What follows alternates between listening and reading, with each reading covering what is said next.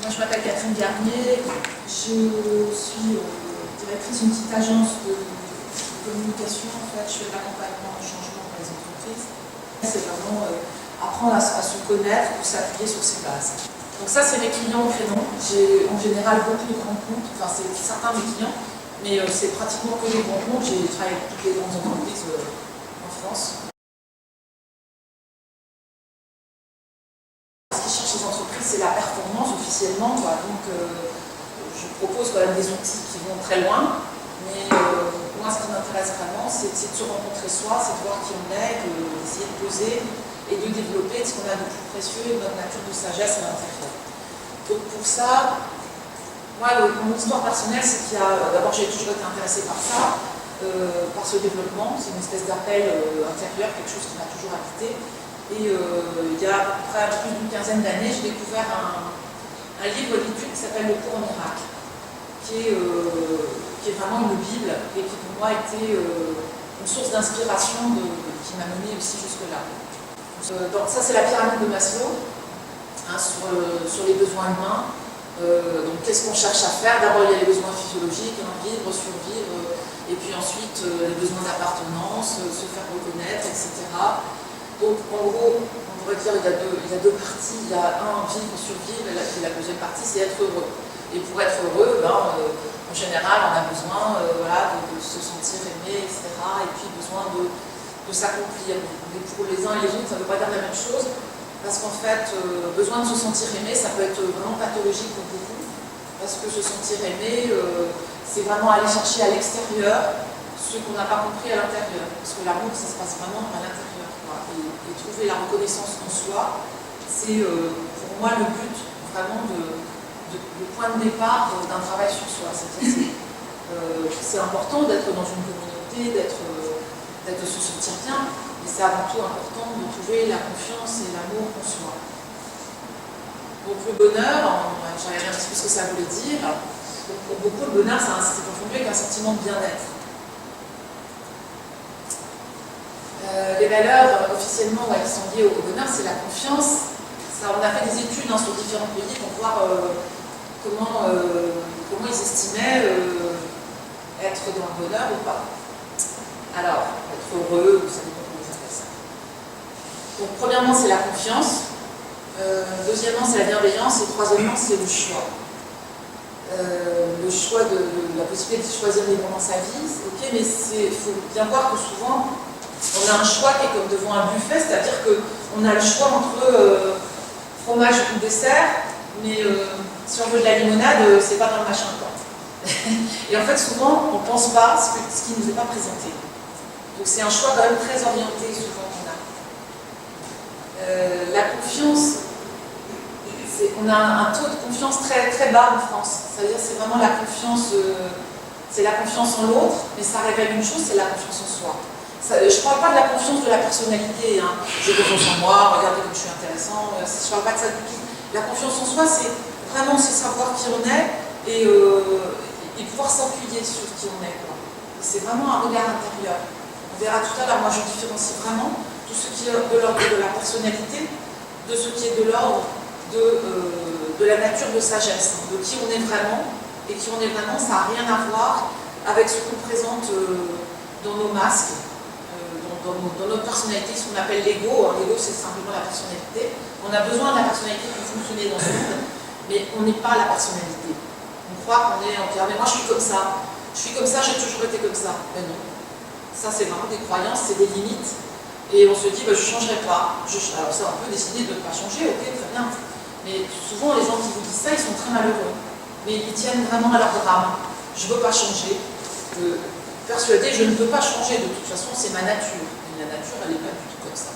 Je dis, la phrase, c'est soyons le monde que nous voulons voir, et soyons le monde que nous voulons vivre, et vivons de la façon dont nous voulons vivre. Il faut vraiment, le monde extérieur est une projection de soi-même. Donc ce qu'on vit à l'intérieur, on le valide. En fait, on voit ce qu'on croit. Ça, c'est un peu, vous y réfléchirez. C'est pas je crois ce que je vois, c'est je vois ce que je crois. Donc ça, c'est vraiment quelque chose dont je me suis rendu compte, qui était vraiment dans les enseignements du cours en miracle. Et je me rends compte, et la physique quantique prouve ça aujourd'hui. Donc cette bienveillance, à partir du moment où je me lève le matin, je vais dans le miroir, si je commence à me trouver trop ceci, pas assez ça, je m'envoie quoi? Je m'envoie du jugement, je m'envoie de la haine, je m'envoie des mauvaises ondes, je me trouve pas si bien. Et les femmes qui commencent à vieillir connaissent ça, quoi. Il y a un moment donné, plus personne ne vous dit jamais bonjour mademoiselle. Et bon, ben c'est bien un jour comme ça, c'est fini, plus jamais personne ne vous dira ça. Et on peut le prendre comme une offense parce qu'on valorise beaucoup la jeunesse et il n'y a qu'à voir, enfin, dans les médias, etc., les stars, comment elles se font. Pourquoi pas, hein, je veux dire, je juge personne, mais simplement, quand on commence à se regarder de travers en disant oh là là, ma pauvre fille, mais alors dis donc, comment t'es devenue, regarde-moi ça. Enfin, et on se balance des trucs, mais d'une violence incroyable. Soi-même, on est notre meilleur ennemi, quoi. Donc la bienveillance, ça commence vraiment, vraiment, dès la première minute, j'ouvre les yeux et je suis pleine de gratitude parce que voilà, je vis dans une chambre, j'allume l'électricité, j'ai de l'électricité, moi. Je tourne le bouton, j'ai de l'eau. Voilà, je me vois dans la glace, j'existe, je suis là, j'ai une vie humaine et je suis heureuse parce que je peux faire plein de choses. À chaque instant, en fait, c'est ce que je viens de vous dire, à chaque instant, je choisis. Et si je me dis, ah non, cette journée encore, oh non, ça commence mal, il pleut, ah non, je veux pas, non, et on râle. Et qu'est-ce qui se passe quand je refuse la situation, alors que c'est ce qui se passe? Vous ne pouvez pas changer le temps, vous ne pouvez pas changer le fait que quelque chose de grave se soit produit qui vous contrarie, que votre compte en banque soit sec, je ne sais pas quoi. Donc, tout ce que vous pouvez faire, c'est déjà l'accepter. Parce que si vous refusez, ce à quoi on résiste persiste. Donc tout ce que vous refusez, vous lui donnez de la force, vous lui donnez de l'existence, vous le faites exister encore plus fort. Donc, et c'est ça le stress, c'est je refuse. Je ne veux pas que ça soit comme ça. Ah non, pas celle-là dans mon bureau. Ah, je ne veux pas m'asseoir à côté d'elle, je ne la supporte pas. Voilà. Et ça, plus vous faites ça, plus vous nourrissez votre stress, votre refus, votre machin. On a le droit d'être attiré par certaines personnes, je ne dis pas que c'est bien ou c'est mal, hein, mais à partir du moment où on met du poids là-dessus, où on refuse ce qui est, là ça devient du stress pour nous, quoi. On voit bien en politique, hein, qui veut du changement, tout le monde, qui veut changer, personne.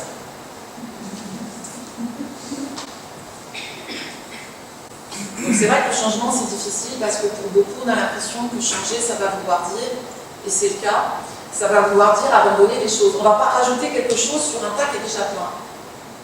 Il va falloir vider. Il va falloir vider des choses de ce qu'on n'est pas. Donc c'est pour ça que j'explique la différence entre l'ego, donc la personnalité, et la nature de sagesse qu'on est foncièrement. Donc pour vraiment vouloir quitter des structures de personnalité comme ça, il faut vraiment qu'on ait compris l'intérêt de le faire. Parce qu'il faut un certain courage de se dire, mais après tout, oui, je suis prêt à me rencontrer. C'est vrai que j'ai développé telle ou telle caractéristique parce que voilà, j'ai pensé que ça était plus intéressant de faire comme ça, parce qu'on ne me voyait pas, parce que je n'étais pas reconnue. Alors je me suis dit, tiens, je vais être originale, tiens, je vais faire ci, je vais faire ça. Mais en fait, c'est pas ma vraie nature. Est-ce que je suis vraiment ça? Peut-être que je ne me suis jamais vraiment rencontrée dans ce que j'étais, que je n'avais pas développé en contradiction avec ce que m'a présenté les événements du monde.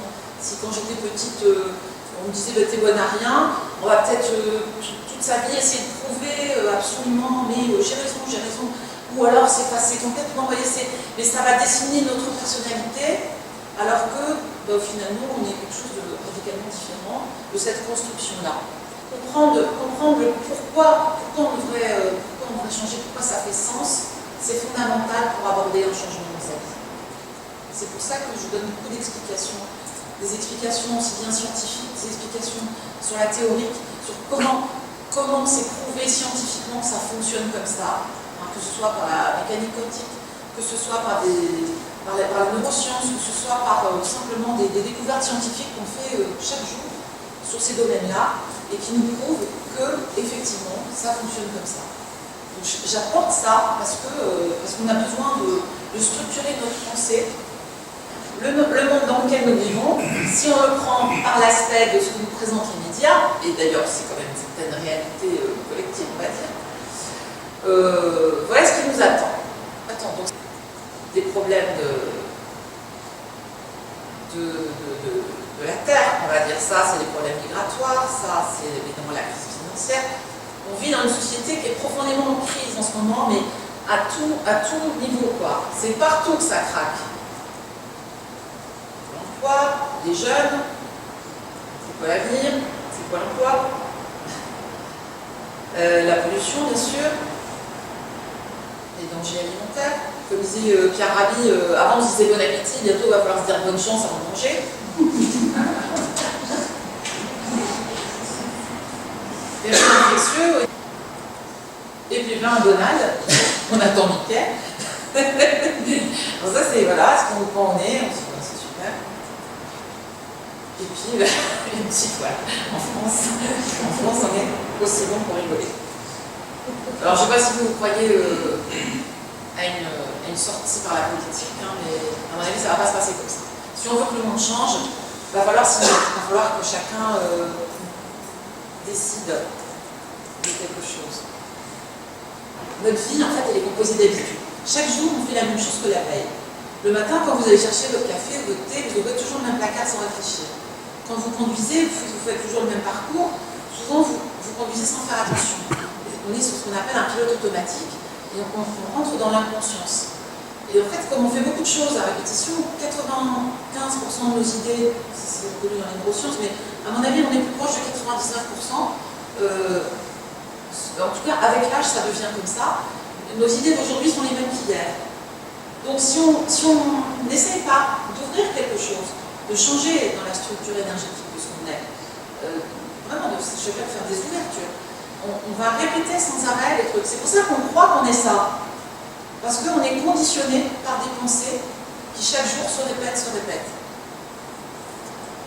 Donc, au moment où on est sur pilote automatique, effectivement, on n'est plus dans la conscience. On n'est plus dans la conscience de qui on est, de ce qu'on fait, de comment je respire, comment je pense, comment je vois le monde, comment je me situe et ce que je ressens profondément. Notre attention, elle est captée en permanence par l'extérieur, surtout dans notre monde actuel, parce qu'on a un monde qui est très appétissant, avec beaucoup de sources d'informations. Et quand est-ce qu'on est là tout de suite, là? Pas souvent. C'est ce qu'on appelle l'instant présent, dont Eckhart Tolle a beaucoup parlé, qui est un enseignant spirituel. Qui est-ce qui connaît Eckhart Tolle? Qui est-ce qui a déjà fait de la méditation ici? Différentes façons de méditer. Il y a ce qu'on appelle aujourd'hui la méditation pleine conscience, avec différentes techniques. Il y a des mantras, des techniques de respiration, avec des yogas, des choses comme ça. Là, il y a des visualisations. Il y a très souvent, d'ailleurs, la sophrologie. Souvent, quand on croit que c'est de la méditation, mais quand on vous amène dans des processus, on vous emmène dans des endroits par la voix, en fait, c'est plus de la sophrologie que de la méditation.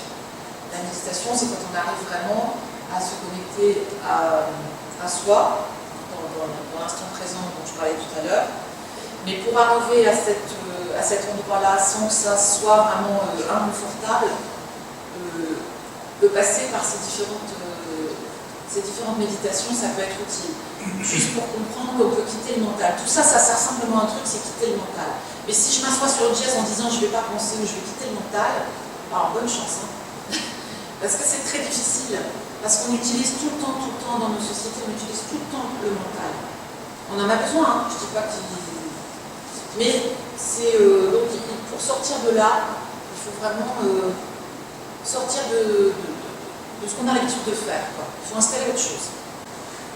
C'est pour ça qu'on passe par ces techniques. Moi, j'ai mis au point des techniques de méditation.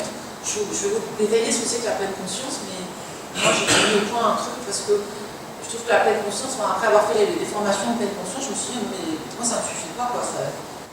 Ça me parle au niveau de toutes les dimensions, en fait, de comprendre pourquoi on devrait méditer. Si on ne vous explique pas qu'est-ce qui se passe pendant la méditation, pourquoi il faut aller là? Vous voyez, c'est jamais dit, en fait. C'est une dimension profondément spirituelle, parce que c'est une rencontre avec soi. Il faut comprendre qu'on n'est pas que des êtres humains dans un petit corps comme ça, avec des sensations. Il faut comprendre qu'on est des êtres profondément spirituels, et que la méditation, ça vous emmène là, quoi. dans cette compréhension, dans cette connaissance de ça. Alors, en quoi ça nous aide? C'est vrai que c'est un phénomène plutôt récent. Quand je vous ai fait passer rapidement les peurs de ce monde actuel, c'est aussi pour voir à quel point aujourd'hui on est dans un monde qui pour beaucoup devient menaçant, quoi, où on a un nombre d'informations qui est invraisemblable. Ouais, c'est le PDG de Google qui disait tous les 2 jours, on produit autant de données qu'on en avait depuis le début de l'humanité. Donc c'est vraiment exponentiel. Et encore, il a dit ça, c'était il y a, je crois qu'il y a 2 ans, je ne sais plus. Donc ça devient un monde complètement fou au niveau des données, au niveau de... Alors c'est en même temps génial, parce que si vous voulez savoir quelque chose, vous demandez à M. Google, et vous le savez tout de suite, mais c'est en même temps, il y a de quoi se perdre, quoi. Et on croit qu'on va trouver, mais en fait on s'y perd. Parce qu'on est happé par cet extérieur dont je parlais tout à l'heure. Il faut apprendre après à reprendre cette place et à rester dans le monde à cette place. C'est-à-dire que vous êtes parfaitement capable d'être centré, mais d'aborder tout ce qui se passe, tout ce que vous voyez, à partir de ce centrage. Il n'est pas question d'être absent et de partir dans une grotte ou je ne sais pas quoi. Moi je peux faire de la méditation en marchant, en faisant mes courses. C'est même plus de la méditation, c'est simplement être présent. Mais au départ, on passe par la méditation pour accéder à cette compréhension de soi, à cette connaissance de soi. Devenir son champ d'attention, hein, comme je vous disais tout à l'heure, percevoir les sensations, etc. Donc il y a différentes étapes où on apprend à reconnaître ça. Donc tous ces rythmes, tout ce qui se passe de façon inconsciente dans son corps. Et puis l'arrêt du jugement, hein, c'est-à-dire que l'arrêt du jugement, ça veut dire j'étiquette, comme je vous disais, j'observe, j'étiquette, mais je ne porte pas de jugement. D'ailleurs, à ce titre, tout à l'heure, ce que je vous ai pas dit, c'est que moi, quand je transmets, quand j'enseigne une technique de méditation, la posture, on s'en fout de la posture. Hein. Parce que si on commence à dire, dans la pleine conscience, on vous dit prenez une posture digne. Alors moi, je ne vois pas ce que c'est qu'une posture indigne. Hein. Parce que si on dit on ne met pas du jugement, alors il n'y a pas de posture digne. Il n'y a pas de digne, il n'y a pas d'indigne. C'est juste on prend une posture où on est bien et où on va rester tranquille pour être dans ce qu'on a à faire. Il n'y a pas besoin de s'asseoir en lotus si c'est inconfortable pour nous. Il n'y a rien qui dit qu'en lotus ça marche mieux. Hein. Vous asseyez sur une chaise normale et puis vous êtes à l'intérieur de vous, et c'est tout. Même dans un bon fauteuil, si vous pouvez allonger sur le lit si vous ne vous endormez pas. C'est le risque et c'est tout. Mais sinon, il n'y a pas d'interdit, c'est vraiment, à partir du moment où on a compris le principe, quand vous êtes dans une file d'attente, quand vous êtes dans un embouteillage, vous pouvez revenir à vous comme ça par des micro-méditations, des micro-moments, vous ramenez votre conscience à vous, tac. Et sans jugement, il faut faire attention de voir à quoi on pense, mais pas juger. Pas mettre de coloration sur ce que je fais. Donc ressentir sans intervenir. Hein. C'est une invitation vraiment à observer et donc de développer son ressenti, son sens de l'observation, mais pas évidemment pas partir dans l'analyse, dans tout ce qui est jugement, c'est vraiment... Les scientifiques ont observé grâce à des scanners qu'une pratique régulière et importante de la méditation avait des effets sur le cerveau. Vous voyez le cortex cérébral en gris, c'est l'épaisse couche de neurones qui recouvre le cerveau. Elle a tendance à diminuer lorsque nous vieillissons. La méditation réduit cette diminution, elle ralentirait donc le vieillissement du cortex. Voici maintenant des neurones. Les petits éclairs, ce sont des signaux qui circulent de neurones en neurones. Autrement dit, les informations qui se transmettent grâce à leur connexion. Eh bien, la méditation faciliterait la création de nouvelles connexions. Les informations circulent mieux à l'intérieur du cerveau. Les personnes qui méditent les récupèrent plus facilement. Elles apprennent mieux de nouvelles choses, leur cerveau est plus performant. D'autre part, elles s'adapteraient aussi plus aisément et seraient de meilleure humeur. Enfin, la méditation a un effet sur la gestion des émotions. Elles sont traitées dans les 2 hémisphères du cerveau. Les émotions positives dans la partie gauche de notre cerveau et les négatives dans la droite. Chez les personnes pratiquant la méditation, le territoire des émotions positives vient empiéter sur celui des émotions négatives. Mais attention, on rappelle que tous ces effets positifs ne surviennent qu'après une pratique régulière de 30 minutes de méditation par jour et pendant plusieurs années. Alors pendant plusieurs années, ça dépend. Parce que théoriquement, il faut 21 jours de cerveau pour se reprogrammer. Le problème, c'est les limites qu'on s'impose, hein, et c'est le poids des habitudes. C'est-à-dire que plus on va être fossilisé dans sa façon de penser, dans sa façon d'être, et de dire « moi je suis comme ça », plus on va s'identifier à ce qu'on vit, à ce qu'on est, à ce qu'on croit être dans nos habitudes, plus on aura du mal à restructurer son cerveau. Mais de toute façon, on y arrive. Mais pour certains cerveaux qui sont très malléables parce que justement sont très ouverts, des personnes qui sont capables d'accueillir très rapidement des nouvelles choses, ces 21 jours, c'est le temps minimum qu'il faut au cerveau pour se restructurer et faire des nouvelles routes. Ces neurones que vous voyez, le problème c'est que quand vous traversez un jardin, vous faites une route sur la pelouse, ça devient un chemin. Ben, nos neurones c'est pareil, c'est-à-dire qu'entre les neurones, les dendrites qui font des chemins neuronaux, et comme on passe toujours par là, le reste est abandonné. Mais si vous commencez à méditer, à être en conscience avec vous-même, vous commencez à réalimenter, à remettre de l'attention partout dans votre cerveau. Et là, vous rendez disponible vos neurones. Revenir à sa présence, c'est voilà, il faut prendre cette habitude de revenir là où on est, dans sa conscience. Moi, je le fais automatiquement parce que j'ai des années de méditation derrière moi. Mais c'est c'est un moment qu'on installe et qu'il faut décider. Il faut revenir parce qu'on est sans arrêt, on ne se rend même pas compte. Tac, je suis partie là, je suis partie. Ah oui, alors je vais vous faire un petit exercice de balayage corporel pour vous faire juste ressentir qu'est-ce que c'est. Alors ça s'appelle le scan corporel, juste ça. C'est des petits exercices en pleine conscience où en fait on se met en état de méditation, on ferme les yeux, on essaye de ressentir et là je vous guide et vous essayez de décroiser les jambes et vous pouvez fermer les yeux si vous voulez, mettez-vous dans une position où vous êtes vraiment bien confortable et puis je vais voilà, je vais mettre vraiment pas longtemps mais juste pour vous faire ressentir de ce que c'est. Ça peut devenir des mécanismes et petit à petit dans le processus de méditation je rajoute des choses, je supprime d'autres parce que quand quelque chose est acquis on peut passer à la suite. Donc, en fait, il y a trois centres de cerveau dans notre corps, trois centres principaux, hein, qu'on a découvert à ce jour. Donc, on avait sur le cerveau de la tête, avec 100 milliards de neurones. Le cerveau de l'intestin, parce qu'on sait que 95% des hormones de bien-être sont produites par l'intestin. Et le cerveau du cœur. Le cerveau du cœur, donc le cerveau de l'intestin, il a à peu près 100 millions de neurones, alors qu'on en a 100 milliards. Et dans le cerveau du cœur, on a 40 000 neurones. Mais le cerveau du cœur, en fait, c'est lui qui commande le cerveau de la tête. Donc c'est aperçu aujourd'hui avec des études. En fait, on émet des ondes électromagnétiques.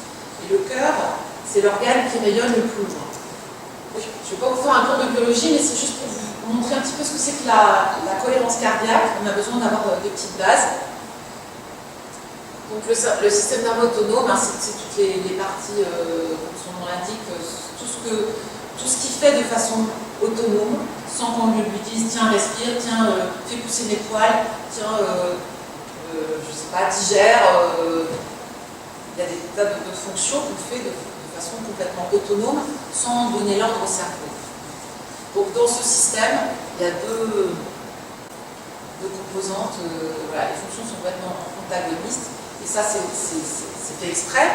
Il y a le système orthosympathique, ou qu'on dit le système sympathique, il y a le système parasympathique. En fait, il y en a un qui est un accélérateur, le système sympathique est un accélérateur, le système parasympathique, c'est un frein.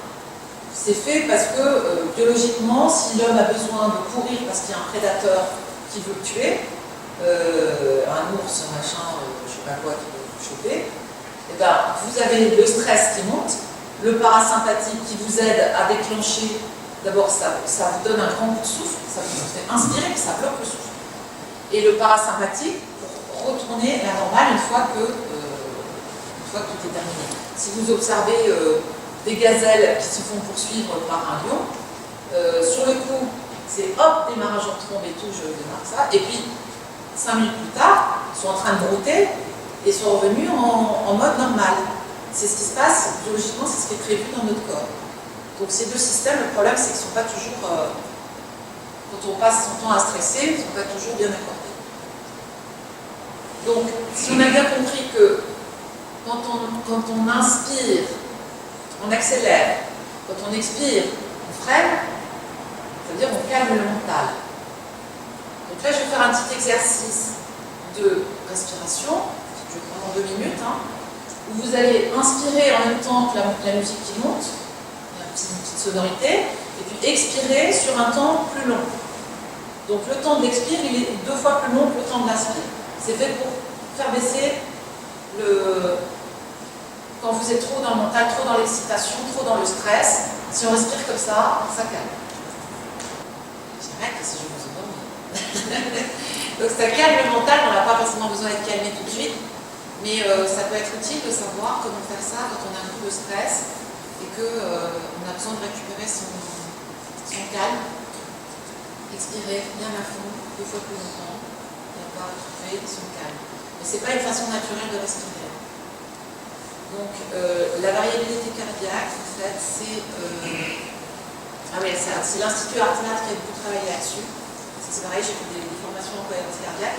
On a des outils aujourd'hui qui sont des outils de biofeedback, c'est-à-dire que vous avez un petit capteur qui vous permet de voir comment fonctionne votre variabilité cardiaque. Ce que je disais, le cœur envoie des ordres au cerveau, bien plus que le contraire. Donc ça, ce chaos, ça c'est les mesures entre 2 battements de cœur.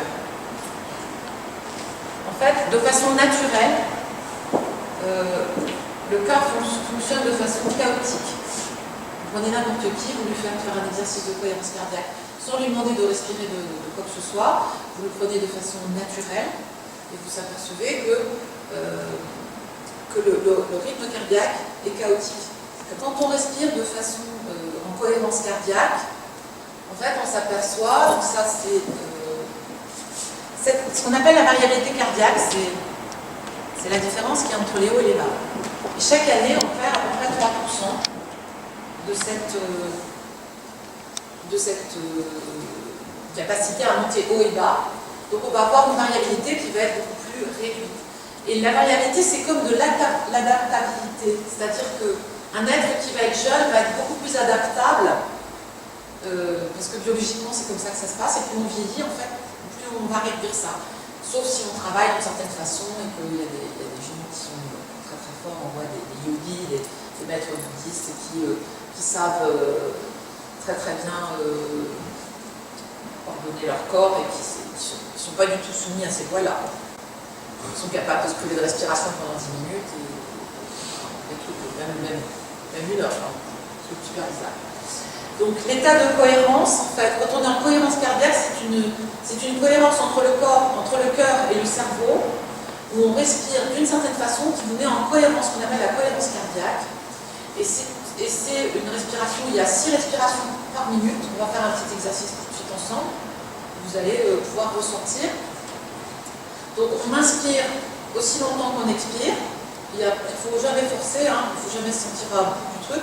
On ne garde pas ni poumon plein ni poumon vide. Et ça met automatiquement, cette respiration, automatiquement vous met dans un état de cohérence.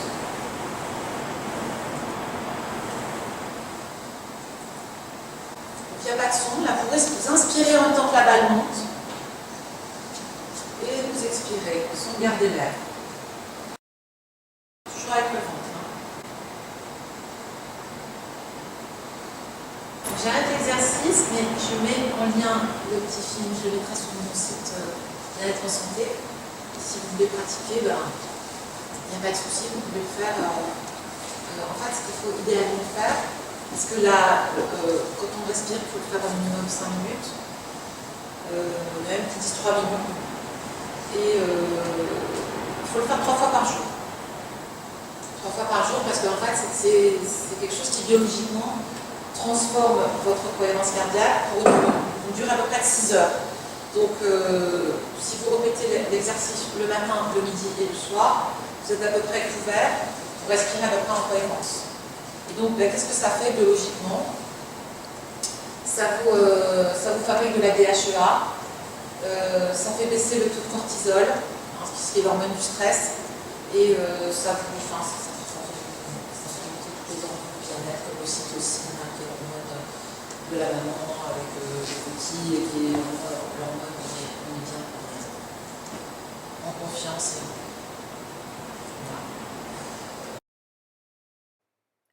Donc ceci est un extrait de la conférence donnée le 19 mars à Saint-Lys sur les ateliers méditation. Si vous voulez en savoir plus, appelez-nous ou consultez notre site bien-être-en-santé.com. À bientôt, merci.